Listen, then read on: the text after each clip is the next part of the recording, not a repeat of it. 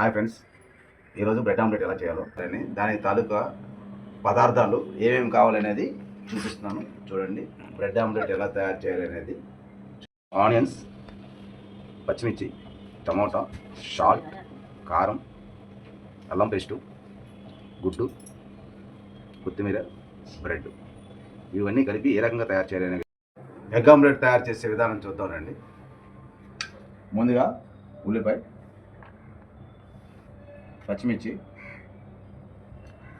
Tomato, salt, కారం, కొత్తిమీర, తర్వాత ఎగ్ అండి కొట్టి దీంట్లో మిక్స్ చేసుకోవాలి. ఆ విధానంగా అలా చేసిందేనండి ఇది. దాన్ని ఈ రకంగా కలుపుతున్నాం.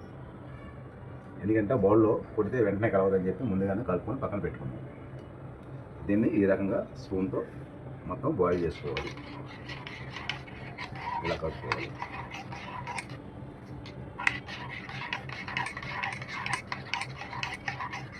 ఇప్పటి వరకు ఇక్కడ ఉన్నటువంటి పదార్థాలన్నీ కలిపి మిక్సింగ్ చేసామండి. ఇప్పుడు మనం పెనం దగ్గరికి వెళ్దామండి.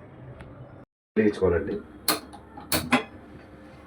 తర్వాత దీనికి ఈ రకమైనటువంటి ఒక పాన్ తీసుకోవాలి. ఇలా పెట్టుకోవాలండి.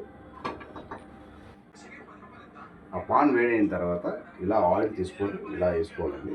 ఆయిల్ వేసిన తర్వాత ఈ పాన్ ఇలా తిప్పాలి. ఆయిల్ వేయవాలి. తర్వాత మనం కలుపుకున్నటువంటి ఐటమ్స్ ఉన్నాయి కదండి, అవన్నీ కూడా కలిపిన తర్వాత ఇలా వేయాలండి. వేసిన తర్వాత ఇలాంటి బ్రెడ్ ముక్కని ఇలా తీసుకొని ఇలా మడత పెట్టి దీనికి ఇలా పెట్టాలండి. ఓకే,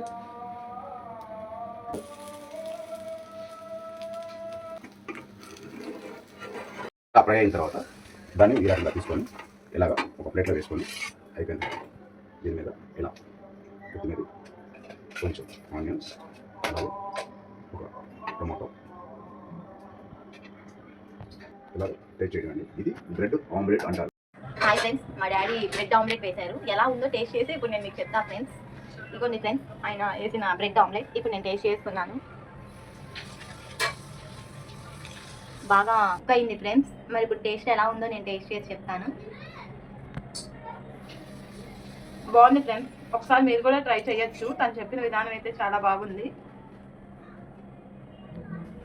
సో యమ్మీ ఫ్రెండ్స్, చాలా బాగుంది.